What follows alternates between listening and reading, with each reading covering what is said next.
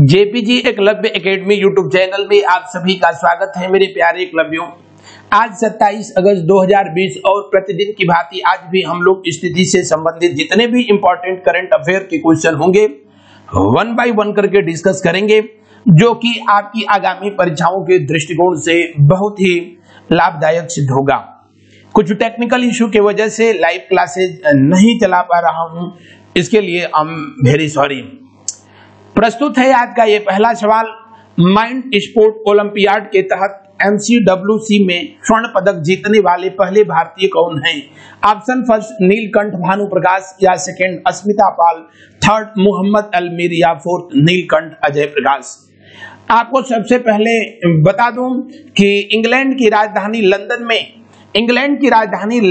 में आयोजित किया जाने वाला मेंटल कैलकुलेशन वर्ल्ड कप यानी MCWC, जो कि माइंड स्पोर्ट ओलंपियाड के तहत आयोजित किया जाता है, और मेंटल कैलकुलेशन वर्ल्ड कप में सर्वप्रथम स्वर्ण पदक जीतने वाले भारत के ये खिलाड़ी, जिनका नाम है नीलकंठ भानुप्रकाश, जो कि भारतवर्ष के राज्य तेलंगाना की राजधानी हैदराबाद के रहने वाले हैं और दिल्ली के DU यूनिवर्सिटी में आप मैथ के ऑनर्स के स्टूडेंट हैं।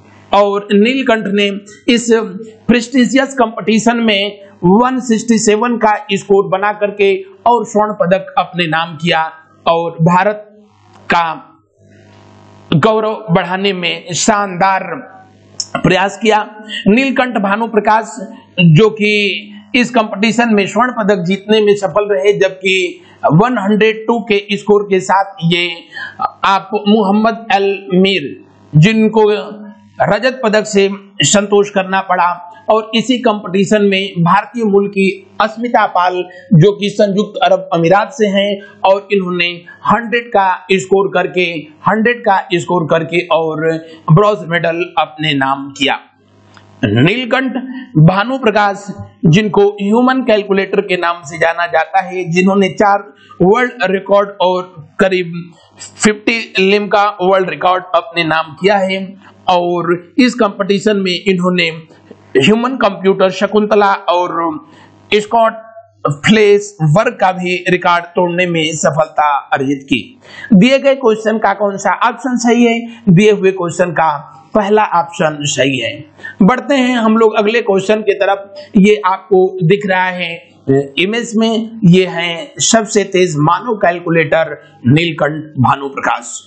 बढ़ते हैं अगले क्वेश्चन की तरफ। क्वेश्चन नंबर 2 को देखेंगे। कश्मीरी केसर के व्यापार के लिए जम्मू कश्मीर कृषि विभाग ने किस पोर्टल का शुभारंभ किया? जी हां, आप जानते हैं विश्व में सबसे महंगी जो वनस्पति है वो है केसर, जिसका ये इंटरनेशनल मार्केट में कीमत लगभग 3.5 लाख रुपया प्रति केजी है, और आप इसको मैप में देख पा रहे होंगे। इस इमेज में विश्व में सबसे अधिक जो केसर का उत्पादन जो देश करता है वो स्पेन है, और उसके बाद दूसरे स्थान पर जो है ईरान है। ये दोनों देश मिलकर के पूरे विश्व के टोटल प्रोडक्शन का लगभग 80% केसर का उत्पादन करते हैं। भारत में जम्मू कश्मीर में जो किश्तवाड़ जिला ये सबसे अधिक जो है केसर के उत्पादन के लिए जाना जाता है। और आपको बता दें कि जम्मू कश्मीर कृषि विभाग के द्वारा जिस ई पोर्टल की शुरुआत की गई है उसका नाम है ई नीलामी। क्या नाम है? ई नीलामी। कुछ इस प्रकार का होता है केसर का पौधा, और इसके फूल में ये निकले हुए जो तंतु की जैसी जो है संरचना है, यही जो है केसर कहलाती है। और आपको बता दें कि सिर्फ जो है 250 ग्राम जो है केसर को प्राप्त करने के लिए कम से कम किसानों को 50,000 फूलों से जो है उनके इस पंखुड़ियों से इस तंतु को जो है तोड़ना पड़ता है। केसर जो कि अति सुगंधित ये फूल होता है, और इसका वैज्ञानिक नाम क्रोकस सेंटावाइस है। इसका वैज्ञानिक नाम क्या है? क्रोकस सेंटावाइस। और आपको जानकारी के लिए बता दें कि केसर जो कि इरिडेसी कुल का पौधा है। किस कुल का पौधा है? इरिडेसी कुल का पौधा है, और भारत में ये सिर्फ जम्मू कश्मीर में ही पाया जाता है वहीं पर होता है। बढ़ते हैं हम लोग अगले क्वेश्चन की तरफ। उससे पहले आपको बता दें कि जम्मू कश्मीर को केसर के लिए जीआई टैग प्राप्त है और विश्व में जो सबसे बेहतरीन केसर होती है वो होती है मोगरा केसर। मोगरा केसर। बढ़ते हैं अगले क्वेश्चन की तरफ। क्वेश्चन नंबर 3 को देखिए।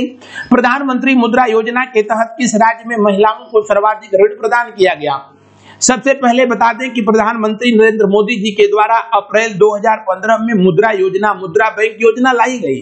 मुद्रा का फुल फॉर्म है micro unit development refinance agency.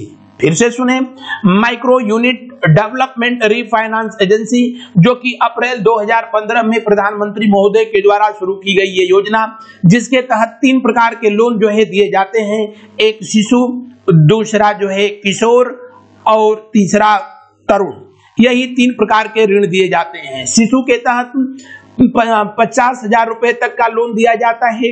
किशोर के तहत 50,000 से लेकर के जो है 5 लाख तक का लोन दिया जाता है और तरुण के तहत जो है 5 लाख से लेकर के 50 लाख तक का जो है लोन प्रदान किया जाता है। और आपको बता दें कि इस योजना के तहत सबसे अधिक जो है लोन देने वाला जो है, महिलाओं को ऋण प्रदान करने वाला जो राज्य है वो है तमिलनाडु। कौन सा राज्य? तमिलनाडु, जो कि सबसे अधिक जो है ऋण प्रदान करता है। ऋण प्रदान किया महिलाओं को। फिर से सुन लेंगे इस जो है क्लासिफिकेशन को। शिशु लोन के तहत जो है 50,000 रुपए तक का लोन प्रदान किया जाता है। किशोर के तहत जो है 5 लाख तक का, जबकि तरुण के तहत जो है 10 लाख तक का लोन प्रदान किया जाता है। और आपको बता दें कि तमिलनाडु जो कि सबसे अधिक इस योजना के तहत महिलाओं को ऋण प्रदान किया और करीब 58,227 करोड़ के साथ तमिलनाडु पहले स्थान पे, बंगाल 55,232 करोड़ के साथ दूसरे स्थान पर और कर्नाटक 47,000 करोड़ के साथ जो है तीसरे स्थान पर रहा था। यह मैप में आपको दिख रहा है नंबर 1 स्टेट जिन्होंने मुद्रा योजना के तहत सबसे अधिक महिलाओं को ऋण प्रदान किया और वो है तमिलनाडु, जिसकी राजधानी जो है आपको मैप में दिख रही होगी। ये चेन्नई है। चेन्नई को जो है मद्रास के नाम से जाना जाता था। रानी चेन्नम्मा के नाम पर इसका नाम जो है चेन्नई किया गया। बंगाल की खाड़ी के जिस तट से जो है तमिलनाडु लगता है उसको कोरोमंडल तट के नाम से जाना जाता है। किस नाम से जाना जाता है? कोरोमंडल तट के नाम से जाना जाता है। और तमिलनाडु जो कि वर्तमान समय में तमिलनाडु जहां के वर्तमान समय में चीफ मिनिस्टर हैं के पलानीस्वामी, बनवारी लाल पुरोहित जहां के राज्यपाल हैं। तमिलनाडु में जाड़े में वर्षा होती है लौटती हुई मानसून के द्वारा। तमिलनाडु जो कि मन्नार की खाड़ी और पाक जो है की संधि दोनों के साथ जो है भारत को श्रीलंका से अलग करता है। तो बढ़ते हैं अब हम लोग अगले क्वेश्चन की तरफ। उससे पहले आप देख लेंगे केरल, कर्नाटक, आंध्र प्रदेश, ये वो राज्य हैं जिनसे लगता है तमिलनाडु। इनके अलावा भारत का केंद्र शासित प्रदेश कौन सा? पुडुचेरी। और इसका एक जिला यहाँ पर आपको दिख रहा होगा कराईकल, ये तमिलनाडु में ही स्थित है। तो 3 राज्यों के अलावा एक केंद्र शासित प्रदेश से भी लगता है तमिलनाडु। दक्षिण भारत का राज्य जहां मदुरै में मीनाक्षी मंदिर है। अगला क्वेश्चन को देखेंगे हम लोग। विश्व स्वास्थ्य संगठन ने किस महाद्वीप को जंगली पोलियो से मुक्त होने की घोषणा किया है? पोलियो, जैसा कि आप जानते हैं, पोलियो वायरस से होने वाला एक रोग है जिसको पोलियो मेनिनजाइटिस के नाम से भी जाना जाता है। सबसे अधिक 5 वर्ष से कम आयु के बच्चों को यह प्रभावित करता है रोग, जिससे कि तंत्रिका तंत्र और स्पाइनल कार्ड सर्वाधिक जो है प्रभावित होता है। आपको जानकारी के लिए बता दें कि वर्ल्ड हेल्थ ऑर्गेनाइजेशन जो कि 7 अप्रैल वर्ष 1948 को स्टैब्लिश हुआ स्विट्जरलैंड में, जिसका हेडक्वार्टर है, और इसीलिए 7 अप्रैल को प्रतिवर्ष वर्ल्ड हेल्थ डे के रूप में मनाया भी जाता है। यहाँ पर कहां पर? अफ्रीका कॉन्टिनेंट जो कि मदरलैंड ऑफ वायरस डिजीज कही जाती है। अफ्रीका महाद्वीप जिसको विषाणु जनित रोगों की जन्म भूमि कहा जाता है, पोलियो, एड्स, जीका वायरस, ये तमाम ऐसे रोग जो हैं जिनकी जन्म असली अफ्रीका ही है, लेकिन अभी हाल ही में वर्ल्ड हेल्थ ऑर्गेनाइजेशन के द्वारा अफ्रीका कॉन्टिनेंट को पोलियो मुक्त कॉन्टिनेंट घोषित किया गया है, जो कि बहुत अच्छी बात है। 24 अक्टूबर को पूरी दुनिया में 24 अक्टूबर के दिन पूरी दुनिया में पोलियो दिवस के रूप में मनाया जाता है 24 अक्टूबर, और वो इसलिए कि पोलियो की वैक्सीन की खोज करने वाले जोनास साल्क, कौन? जोनास साल्क ने सबसे पहले मरे हुए पोलियो के वायरस से ही पोलियो की वैक्सीन को जो है डेवलप किया था, और इनके जन्मदिन को ही पोलियो उन्मूलन दिवस के रूप में मनाया जाता है। यह वैक्सीन के रूप में दिया जाता है, जो कि जोनास के द्वारा 1952 में डेवलप किया गया था, जबकि सेबिन के द्वारा जो डेवलप किया गया था वो पोलियो की ओरल जो ड्रॉप दिया जाता है, जो ओरल ड्रॉप दिया जाता है उसको सेबिन के द्वारा जो है डेवलप किया गया था। अल्बर्ट सेबिन जिनका पूरा नाम था, और 2 बूंद जिंदगी के लिए भारत में अमिताभ बच्चन के द्वारा इसको अंतर्राष्ट्रीय पहचान दिलाई गई। हालांकि भारत में पोलियो दिवस जो है 16 जून को मनाया जाता है, यानी राष्ट्रीय पोलियो दिवस भारत कब मनाया जाता है? 16 जून को, और अंतर्राष्ट्रीय पोलियो दिवस कब मनाया जाता है? 24 अक्टूबर को। 24 अक्टूबर को यूएनए डे भी जो है 24 अक्टूबर को भी मनाते हैं। दोनों को कोरिलेट करके आप याद कर सकते हैं। बढ़ते हैं हम लोग अगले क्वेश्चन के तरफ। उससे पहले बता दूं, दिए हुए क्वेश्चन का कौन सा ऑप्शन सही है? बी ऑप्शन सही है। क्वेश्चन नंबर 3 को देखने से पहले ये देख लीजिए, ये अफ्रीका कॉन्टिनेंट आपको दिख रहा है, जो कि अटलांटिक ओशियन, हिंद महासागर, इसके अलावा उत्तर में जो है ये मेडिटेरियन सी है, यानी भूमध्य सागर अलग करता है किसको? अफ्रीका महाद्वीप को यूरोप से। ये रेड सी आपको दिख रहा है, लाल सागर अलग करता है अफ्रीका महाद्वीप को किस महाद्वीप से? एशिया महाद्वीप से जो है अलग करता है। और ये जिब्राल्टर की यहाँ पर जो है जल संधि है, जो कि यूरोप को अफ्रीका से अलग करती है। बढ़ते हैं अब हम लोग अगले क्वेश्चन की तरफ, अगले सवाल की तरफ। अफ्रीका कॉन्टिनेंट जहां पर विश्व में सबसे अधिक मोर देन 50 कंट्रीज हैं। क्वेश्चन नंबर 5 को देखेंगे। किसानों की साख का आकलन करने के लिए उपग्रह डाटा का प्रयोग करने वाला भारत का पहला बैंक कौन सा है? जी हाँ, किसानों के साख मतलब जो है, साख बोले तो जो है क्रेडिट, लोन लेकर के उसको पे करने की क्षमता वो साख होती है, क्रेडिट होती है। और उसको अब सैटेलाइट से देखा जाएगा कि कोई किसान कितना ऋण लेकर के उसको चुका सकता है। धन्य है भारतवर्ष। और इस कार्य के लिए जो अद्भुत कारनामा ये करने वाला बैंक है उसका नाम है industrial credit and investment corporation of India, यानी मैं बात कर रहा हूं किसकी? आईसीआईसीआई की। आईसीआईसीआई बैंक भारत का पहला ऐसा बैंक है जो किसी किसान की साख का आकलन करने के लिए सैटेलाइट डेटा का इस्तेमाल करेगा। दिए गए क्वेश्चन का बी ऑप्शन सही है। बढ़ते हैं क्वेश्चन नंबर 6 के तहत। नेक्स्ट क्वेश्चन को जो है देखेंगे। और बायर्न म्यूनिक ने पेरिस सेंट को पराजित करके यूईएफए चैंपियनशिप 2019-20 अपने नाम किया। इसका आयोजन कहां किया गया था? तो दरअसल आपको बता दूं कि जर्मनी का ये स्पोर्ट क्लब जिसका नाम है बायर्न म्यूनिक, जिसने कि फ्रांस के स्पोर्ट क्लब पेरिस को पराजित किया, और ये फाइनल जो है पुर्तगाल की राजधानी लिस्बन में खेली गई थी। दिए गए क्वेश्चन का कौन सा ऑप्शन सही है? दिए हुए क्वेश्चन का डी ऑप्शन सही है। Union of European football association, जिसका हेडक्वार्टर स्विट्जरलैंड में स्थित है, 1954 में ये इस्टेब्लिश हुआ ऑर्गेनाइजेशन, जिसके द्वारा विभिन्न प्रकार के चैंपियनशिप का आयोजन कराया जाता है। दिए गए क्वेश्चन का डी ऑप्शन सही है। क्वेश्चन नंबर 7 को देखें। ट्रांसजेंडर लोगों के लिए राष्ट्रीय परिषद का गठन किस मंत्रालय के द्वारा किया जाएगा?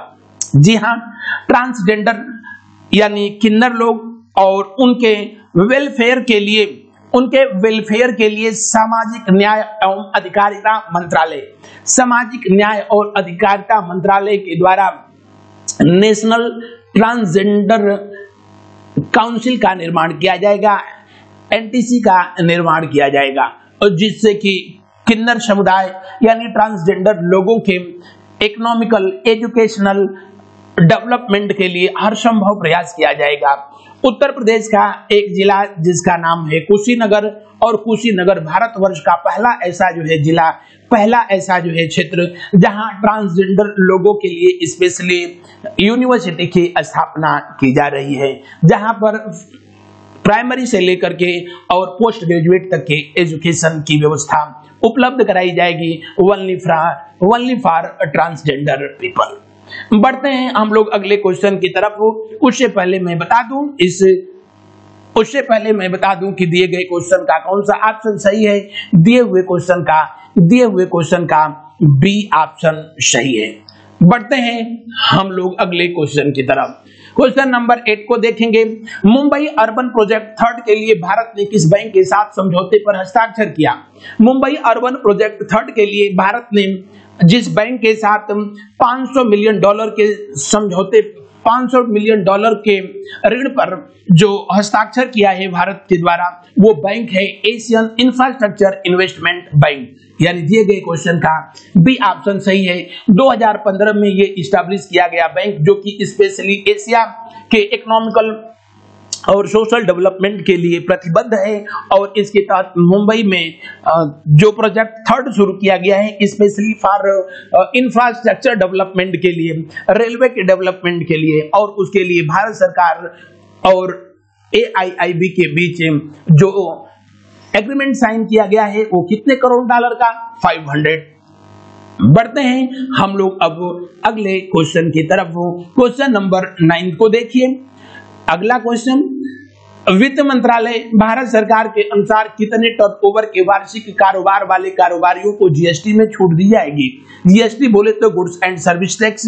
और आपको बता दें कि भारत सरकार के द्वारा अब नए प्रावधान के अनुसार ऐसे सभी कारोबारी जिनका जो है एनुअल टर्नओवर 40 लाख तक है, उनको जीएसटी में छूट दी जाएगी। अब से पहले ये कितने का था? 20 लाख का था, लेकिन अब इसको बढ़ा करके 40 लाख, यानी किसी भी जो है अगर इंडस्ट्रीज, किसी भी जो है ऐसे इंस्टीट्यूशन जिसका एनुअल टर्नओवर 40 लाख तक है, तो उसको जीएसटी पे करने की कोई जरूरत नहीं है। दिए गए क्वेश्चन का कौन सा ऑप्शन सही है?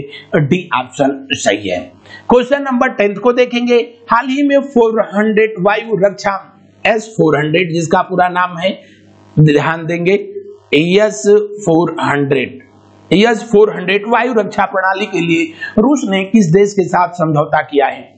वैसे तो S-400 मिसाइल जो कि रूस से भारत को भी प्राप्त हुआ है, हालांकि इस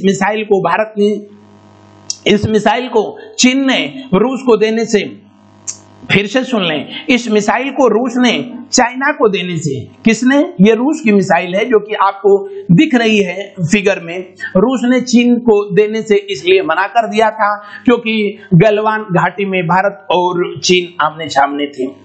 हालांकि भारत का ही एक विरोधी देश है, यूरोप और एशिया दोनों कॉन्टिनेंट में एग्जिस्ट करता है, जिसको यूरोप का मरीज कहा जाता है, और उस देश का नाम है तुर्की। और तुर्की को अभी S-400 मिसाइल देने के लिए इन दोनों देशों के बीच एग्रीमेंट साइन किया गया है। दिए गए क्वेश्चन का सी ऑप्शन सही है। तुर्की, जिसकी राजधानी है अंकारा, यूरोप और एशिया दोनों कॉन्टिनेंट में एग्जिस्ट करता है ये देश, और अभी हाल ही में इसी दोनों देशों के साथ, तुर्की और रूस के साथ, ये एग्रीमेंट साइन किया गया है। ये दोनों देश एशिया और यूरोप दोनों कॉन्टिनेंट में एग्जिस्ट करते हैं। तुर्की, जिसकी राजधानी जो है मैंने बताया आपको अंकारा, और इसकी करेंसी है लीरा। यहाँ के राष्ट्रपति तैयब एर्डोगन, जो कि अभी हाल ही में जब पिछले वर्ष जम्मू कश्मीर से धारा 370 हटाई गई थी, तो उन्होंने खुल करके पाकिस्तान का साथ दिया था, और जम्मू कश्मीर में धारा 370 हटाए जाने को इन्होंने लोकतंत्र की हत्या करार दिया था। किसने? तुर्की के राष्ट्रपति महोदय के द्वारा। अभी हाल ही में तुर्की इसलिए भी चर्चा में था कि यहाँ पर जो है एक इमारत जिसका नाम हागिया सोफिया, और हागिया सोफिया को जो है एक म्यूजियम था, और इसे एक मस्जिद में तब्दील कर दिया गया है। लेकिन क्वेश्चन के अनुसार सी ऑप्शन सही है। S-400 मिसाइल जो ये आपको जो है दिख रही है, और ये रूस से भारत को भी प्राप्त हुई है, अब जो है तुर्की भी प्राप्त करेगा। यद्यपि कि एग्रीमेंट साइन होने के बावजूद भी रूस ने यह मिसाइल चाइना को देने से मना कर दिया था। क्वेश्चन नंबर 11 को देखेंगे। NRI एकीकृत पोर्टल किस राज्य के द्वारा जारी किया गया? उत्तर प्रदेश, मध्य प्रदेश, हिमाचल प्रदेश या बिहार? जी हां, आपको बता दें नॉन रेसिडेंशियल NRI एकीकृत जो पोर्टल है वो यूपी गवर्नमेंट के द्वारा जो है जारी किया गया है, और स्पेशली जो है इसका एक उद्देश्य है, और वो है अधिक से अधिक फॉरेन इन्वेस्टमेंट को प्राप्त करना। जो लोग विदेश जाना चाहते हैं उनको इसके संदर्भ में उनका सहयोग करना भी इस पोर्टल का एक मुख्य उद्देश्य है। उत्तर प्रदेश जो कि 24 जनवरी 1950 को अपने वर्तमान अस्तित्व में आया है ये राज्य, और उत्तर प्रदेश की राजधानी लखनऊ जो कि गोमती नदी के तट पर मुख्यमंत्री आदित्यनाथ योगी, और यहाँ की दूसरी महिला राज्यपाल वो हैं आनंदीबेन पटेल। सरोजिनी नायडू के बाद उत्तर प्रदेश की दूसरी महिला राज्यपाल कौन है? आनंदीबेन पटेल हैं। इससे पहले उत्तर प्रदेश सरकार के द्वारा जो है हर्बल योजना भी लाया गया, जिसके तहत जो है 800 किलोमीटर जो है लंबे और जितने भी एक्सप्रेसवे हैं उनके चारों तरफ जो है औषधीय महत्व के जो है पौधे लगाए जाएंगे। ये है हर्बल योजना आप उत्तर प्रदेश। बाल श्रमिक योजना जो कि बाल मजदूरी निषेध दिवस के दिन जो है लाया गया था। बाल श्रमिक विद्या योजना, ऐसे जो है बाल मजदूरों को फ्री अवकाश जो है शिक्षा देने की ये योजना है। इसके अलावा भारत में वर्चुअल अदालत की शुरुआत करने वाला भी पहला राज्य अपना उत्तर प्रदेश। आयुष कवच ऐप, प्रवासी राहत मित्र ऐप उत्तर प्रदेश सरकार के ही द्वारा जारी किया गया। नवीन रोजगार छतरी योजना, कौन सी? नवीन रोजगार छतरी योजना SC ST के लोगों के लिए जारी किया गया। तो ये कुछ करंट अफेयर ऐसे हैं जो कि आगामी परीक्षाओं के दृष्टिकोण से बहुत महत्वपूर्ण हैं। बढ़ते हैं हम लोग अगले क्वेश्चन की तरफ। ये आपको मैप में अपना उत्तर प्रदेश दिख रहा है जो कि इधर नेपाल से लगता है, और नेपाल से उत्तर प्रदेश के कुल कितने जिले लगते हैं? उत्तर प्रदेश के कुल 7 जिले लगते हैं, बिहार के भी 7 जिले लगते हैं। यह है उत्तराखंड जो कि यूपी को ही काट करके वर्ष 2000 में अलग जो है स्टेट जो है बनाया गया था। इसके अलावा मध्य प्रदेश, राजस्थान, हरियाणा, बिहार, ये तमाम वो क्षेत्र हैं जो कि उत्तर प्रदेश के साथ अपनी बाउंड्री से साझा करते हैं। कुल कितने राज्य अगर जो पूछा जाए कि उत्तर प्रदेश के लगते हैं, उत्तर प्रदेश से कुल कितने राज्य लगते हैं, तो आप देख रहे हैं उत्तराखंड 1, हरियाणा 2, इसके अलावा आपको दिख रहा होगा ये राजस्थान 3, मध्य प्रदेश जो है 4, यहाँ छत्तीसगढ़ 5, झारखंड 6, बिहार 7, सबसे ऊपर यहाँ पर हिमाचल प्रदेश दिख रहा होगा 8, और एक यहाँ पर जो है संभवतः नहीं दिखाया होगा, मैं बता देता हूँ दिल्ली। तो ये कुल 8 राज्य और एक केंद्र शासित प्रदेश दिल्ली से लगती है उत्तर प्रदेश की सीमा। सबसे अधिक मध्य प्रदेश से यूपी की बाउंड्री लगती है, कुल 11 डिस्ट्रिक्ट यूपी के लगते हैं मध्य प्रदेश से। अगला क्वेश्चन देखेंगे स्पोर्ट से। जेम्स एंडरसन ने टेस्ट क्रिकेट में 600 विकेट लेने वाले विश्व के पहले तेज गेंदबाज बने। उन्होंने यह उपलब्धि किस देश के खिलाफ प्राप्त किया? जी हां, जेम्स एंडरसन, यही जेम्स एंडरसन जिनको कि वर्ष 2007 के T20 वर्ल्ड कप अफ्रीका में भारत के युवराज सिंह ने लगातार 6 गेंदों पर 6 छक्के मारे थे, और जेम्स एंडरसन ने अब क्रिकेट में एक नई ऊंचाई को प्राप्त किया है, और टेस्ट क्रिकेट में 600 विकेट लेने वाले ये इकलौते तेज गेंदबाज हैं। और अभी कुछ दिन पहले इन्होंने ऑस्ट्रेलिया के ग्लेन मैकग्रा से आगे निकल गए थे विकेट लेने के क्रम में, और अब टेस्ट क्रिकेट में इनसे आगे सिर्फ मुथैया मुरलीधरन है जिन्होंने 800 विकेट लिया है, शेन वॉर्न जो कि 708 विकेट लिया है, और भारत के अनिल कुंबले जो कि 619 विकेट लिए हैं। तो अपने कैरियर में और तो नहीं लेकिन कम से कम जो है 38 वर्षीय एंडरसन टेस्ट क्रिकेट में विकेट के मामले में तीसरे पोजीशन पर तो पहुंच ही सकते हैं। बहरहाल इन्होंने ये उपलब्धि किसके खिलाफ प्राप्त किया है? पाकिस्तान के खिलाफ। पाकिस्तान टीम इस समय जो है इंग्लैंड के दौरे पर है और वहां पर टेस्ट क्रिकेट जो अंतिम टेस्ट क्रिकेट था उसकी दूसरी पाली में इन्होंने पाकिस्तान के कप्तान अजहर अली को बोल्ड करके आउट करके और ये उपलब्धि हासिल की है। यानी इनके जो 600वें शिकार हुए वो कौन? पाकिस्तान के कप्तान अजहर अली। बढ़ते हैं अब हम लोग अगले क्वेश्चन की तरफ। किस देश के जो है ये क्रिकेटर हैं? इंग्लैंड के। क्वेश्चन नंबर 13 को देखेंगे। पास्कल लिसौबा का निधन हो गया। वो किस देश के राष्ट्रपति थे? जी हाँ, अफ्रीका कॉन्टिनेंट का देश है कांगो गणराज्य, और कांगो गणराज्य के राष्ट्रपति पास्कल अब इस दुनिया से जो है अलविदा ले चुके हैं। आपको मैप में ये दिख रहा है कांगो, जिसकी राजधानी जो है ब्राज़ाविले है। कई परीक्षाओं में जो है ये पूछी गई। यहाँ की करेंसी जो है वो फ्रैंक है। बेहद गरीब देश है जिसके ठीक लगभग मध्य से होकर के जो है इक्वेटर गुजरती है। कांगो नदी के कारण ही इस देश का नाम जो है कांगो पड़ा। ये अपनी सीमा जिन देशों के साथ जो है शेयर करता है उसमें जो है आपको दिख रहा होगा। बहरहाल ये अटलांटिक ओशन से लगती है इसकी सीमा। बढ़ते हैं हम लोग अगले क्वेश्चन की तरफ, क्वेश्चन नंबर 14। और अब वो क्वेश्चन आप लोगों के सामने आ रहे हैं जो कि स्टैटिक जीके के महत्व के क्वेश्चन हैं। सेज्म किस देश की संसद का नाम है? तो आपको बता दूं सेज्म जो है पोलैंड की संसद का नाम है। किस देश की? पोलैंड की संसद का नाम है, जिसकी राजधानी वार्सा और इसकी करेंसी सबसे ज्यादा जो है जो पूछी जाती है ज्लोती। यहाँ की राजधानी वार्सा है और यहाँ की करेंसी क्या है? ज्लोती है। संसद का नाम सेज्म है। आपको ये मैप में दिख रहा है देश पोलैंड यूरोप कॉन्टिनेंट का देश है जो कि बाल्टिक सागर से जो है लगता है और ये अपनी बाउंड्री विश्व के सबसे बड़े देश रूस, उसके अलावा बेलारूस, इधर जो है यूक्रेन, स्लोवाकिया, चेक रिपब्लिक और जर्मनी के साथ जो है साझा करता है। इसकी राजधानी वार्सा मैंने अभी आप लोगों को बताया। करेंसी ज्लोती और संसद का नाम सेज्म है।